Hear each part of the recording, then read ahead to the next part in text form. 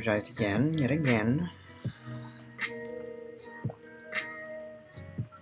Let's do it.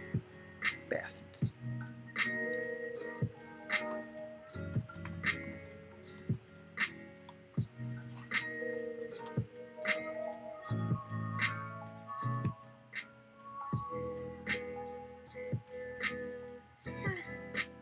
Making beliefs pay rent in anticipated experiences. Thus begins the ancient parable. If a tree falls in a forest and no one hears it, does it make a sound? One says, yes, it does, for it makes vibrations in the air. Another says, no, it does not, for there is no auditory processing in any brain. Suppose that, after the tree falls, the two walk into the forest together. Will one expect to see the tree fall into the right, and the other expect to see the tree fall into the left? Suppose that, before the tree falls, the two leave a sound recorder next to the tree. Would one, playing back the recorder, expect to hear something different from the other? Suppose they attach an electroencephalograph to any brain in the world, would one expect to see a different trace than the other?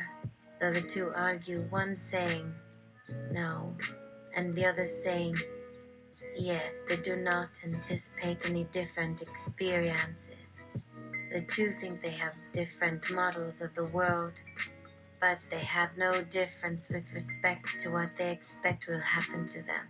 The two are as one in this respect. Neither predicts what they might see or hear if the two go into the forest. The two make the same predictions about the environment.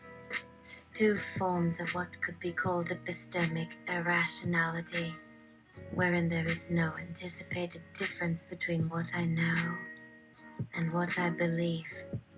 Consider how Sydney uses anticipation, the simultaneous utilization of past information about yourself, of past expectations about yourself, and of past expectations about others in your mind when you attempt to understand their rationality. Consider how anticipation works in you. Suppose a bank asks for your security question, your PIN. How much do you put in your savings account? How much of the bank's money are you saving? Do you predict that they'll make 3% interest on your account? Or will you expect them to pay 5% interest? If the bank makes more than 4%, are you saving to buy a BMW or an Amex card? Are you expecting more savings returns when interest rates go up than when they go down? You might keep putting more of the bank's money into savings with higher expected return. My money. It might sound good to put 4% into your savings if you believe the bank is more likely to be saving 4%, and 10% if you believe the bank is more likely to be saving 10%. We consider anticipated experiences of beliefs where one experience anticipates another. Consider an example where there are a sequence of states, where for every K there's a state act where beliefs BK are contingent, BK does not exist in every act, where A1, A2, and is the path of states we have in mind. Then you imagine the next state act minus 1. Your future anticipating your past, though of course you might imagine any past state at all. How do you anticipate experiences if you believe that one proposition BK will lead to a belief BK plus 1? You would anticipate a belief BK plus 1 that holds after the proposition BK has held for some time. Not immediately after the proposition BK has held, your past anticipations will be accurate after K days, though at any other time it might not seem accurate. But that's how past beliefs work. The past is predicted, which means the future. So when you want to anticipate what BK would do, imagine believing BK as a potential experience of a state after a specific state. The whole issue comes down to if we try to imagine our potential experiences at a specific state, say ACK, and our future anticipating past state BK to lead to our future anticipating past state BK plus 1, our beliefs about which lead to what beliefs about which, then how likely it is that we have this future. It must be our future anticipating past beliefs BK about which future our future anticipating beliefs BK plus 1 about. So our future anticipating beliefs BK plus 1 and past anticipating beliefs BK depend on each other for this event or not. That their causal dependencies might be more indirect than what we have thought them to be.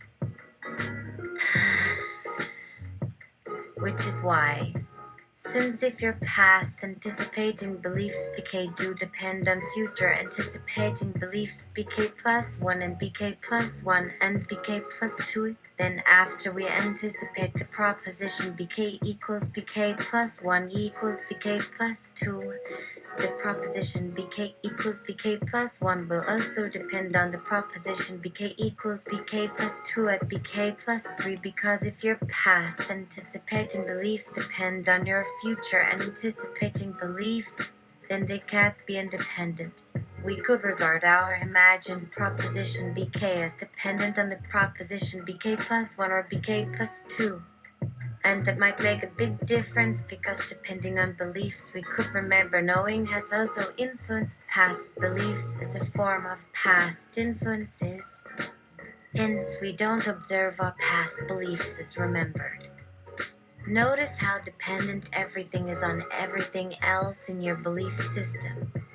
Just imagine me holding up two hands to give you the combined feeling of déjà vu la vie as I turn your little attention lamp on for a moment. Notice how epistemic irrationality is much more dependent than the visible on things. Consider your life experience of deciding whether or not to decide whether or not to believe me. In doing so, you are dependent on me. By seeing me as myself, I become your decision of me to believe in.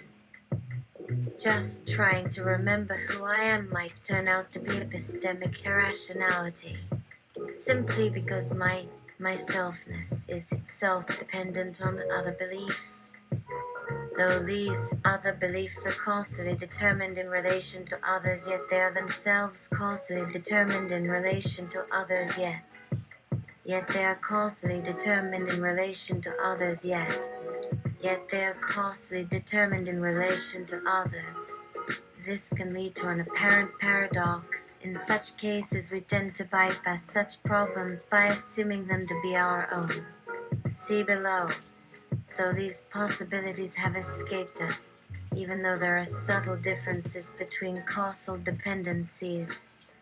When such problems come up, we tend to be lazy with respect to them. Thus they tend to stay unclear. Thus we have our little attention lamp turned down for a moment while I shift to my own concerns, which are perhaps even less epistemically certain than mine. And there is something really awkward about my telling you what to decide and expecting you to do it, because the non-decision itself might depend on what to decide and where to put the lamp. Where you put your attention lamp, as opposed to whether or not to believe me, as opposed to how I had written lamp, and believe as opposed to what I wanted to say. So there could be subtle differences here. At any rate, I should note the similarities. One reason why belief is difficult to describe is because a state of mind is never truly anything from which I am beginning with of believing, since our mental aids are just too complicated for such neat treatment. Once we are done talking, then it's done, and for doing it, we already believe. If I believe that I was in the park with Sydney and went there for my lunchtime meal, that there's the bench and I ate there, that I talked with Sydney for my lunchtime meal, that I drove to the park for my lunchtime meal, then when I come back home for supper, My state of mind doesn't really depend on much at that time. For example, at least not from what I thought the mental state was when I ate my lunch.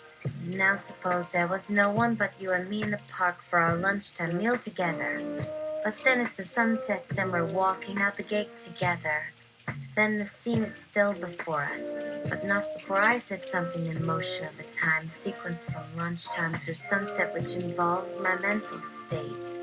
But my mental state didn't begin until we began that time sequence. Does my lunchtime belief continue after my walk with you out the door and up to the sidewalk and as we sit and wait for the light to change? Even if I could completely and instantaneously transfer to new beliefs, those old beliefs still do some kind of thing that depends on our earlier ones. This is sort of like using past beliefs as predictions to see into the future, where the predictions would be exact with respect to the truth even after one began thinking new beliefs, if the causal dependencies that allowed you to do your past anticipating beliefs did not disappear after that one begins new beliefs, and this may or may not happen. If causal dependencies do remain, then all past belief predictions are not eliminated, even if new beliefs start without dependence on anything of past beliefs. So then they continue as is, from a state of believing X. It may seem obvious to you, but what follows here may be somewhat shocking to you. And even if I transfer my mental state, brain state from Sydney to a totally new human, one who isn't Sydney, there might not even be a mental state. Something might continue as if there was a mental state, even if there isn't. There might even be something going on in there that I don't even recognize as having anything to do with myself. When you move your eyes from me to Sydney and back and realize what just happened to me, well, what if there's nothing really going on in there to begin with?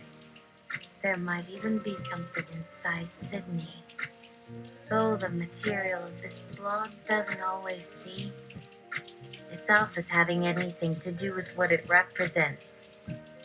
Would that change what happened to you as a human who found that my having a totally new mental state had completely removed all connection with what it would have been had my new mental state been the previous mental state that used to be there? If someone without any intention to misrepresent made you understand that if she started making decisions right after lunchtime, if she decided something on her own, then would you still be disturbed about your decision? Suppose it happened by mistake, and suppose it was to save your life. Would you feel that it violated some value and as a result be bothered by how you handled that decision? Privately, in my mind, notice how every possible sense of epistemic irrationality depends on each other. The anticipation of past experience makes an irrational action easier by allowing you to anticipate actions to make possible future experiences. How would the causal dependency between we left the park together and we waited for the light together have worked when we added in the expectation that it might rain or snow after we ate our lunch and went to the park, if we've just talked about going out in the rain together?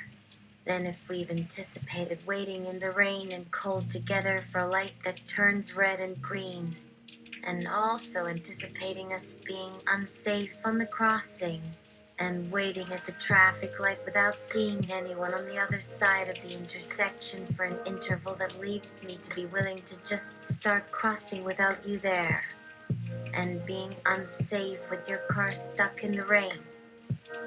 Then where I've just added some expectations would take things forward another way, and take you home would happen through get home, not before you would know you were in a state of waiting.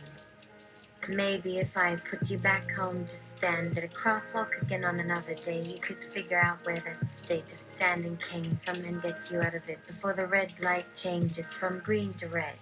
Maybe we can have fun doing all the kinds of thinking I did during lunchtime, sitting on the park bench with you chowing down on some half-melted ice cream in a cup, in a hurry because you got all this hot sunshine when it wasn't hot and now it's 20 Fahrenheit in the shade. If causal dependencies survive, then causal dependencies are preserved across information and learning, which means that what happens with a single cognitive agent cannot be accounted for as if they were disconnected processes. If something works as an isolated mental action, then it doesn't have the implications we might expect for things which occur only after it was done.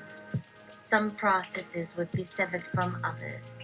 And it also means that anything I might expect you to believe would depend on more things that might lead to beliefs in your case to lead to some state of mind other than believing X, and so by some interpretation it's true that something seems to have been done differently. Though any different outcome depends on different thoughts that seem to be doing other things, so everything I write here will be just a metaphor. Or at least it will only be a metaphor for an indefinite number of partial interpretations in the case that we write some symbols into the empty slate. Now imagine you're going back in your memory. As you're putting yourself there, I can be inside you, like all that noise from Sydney, and being there when he gets there, like seeing who does and doesn't keep their gaze steady on someone.